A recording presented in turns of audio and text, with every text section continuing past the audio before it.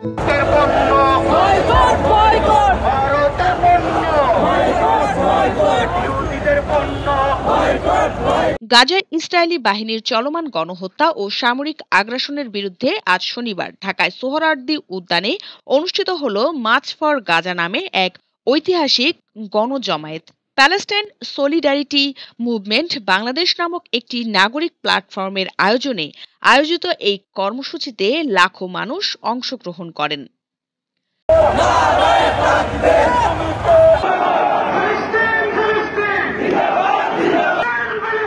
সমাবেশ শুরু হয় বিকেল ৩টায়। তবে সকাল থেকেই রাজধানীর বিভিন্ন প্রান্ত থেকে দলে দলে মানুষ মিছিল নিয়ে সোহরাওয়ার্দী উদ্যানে আসতে শুরু করে।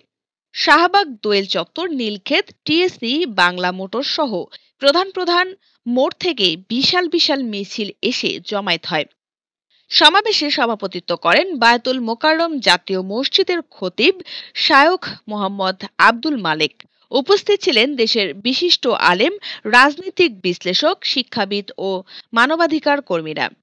বক্তারা গাজার শিশু, নারীসহ নিরীহ মানুষের উপর ইসরায়েলি বাহিনীর বর্বর হামলার তীব্র নিন্দা জানান।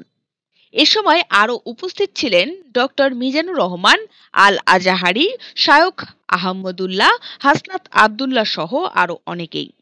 সমাবেশকে কেন্দ্র করে সাধারণ মানুষের মাঝে ব্যাপক উদ্দীপনা দেখা যায়। তরুণ তরুণী, ছাত্রছাত্রী, পরিবার পরিজন সহ সর্বস্তরের মানুষ স্বতঃস্ফূর্তভাবে অংশ নেন।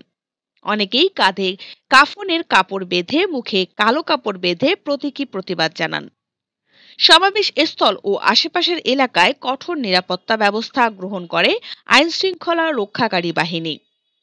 সোহরাওয়ার্দী উদ্যান, শাহবাগ, দোয়েল চত্বর সহ আশপাশে অতিরিক্ত পুলিশ ও র্যাব মোতায়েন করা হয়। ট্রাফিক নিয়ন্ত্রণে আনা হয় বিভিন্ন সড়কে।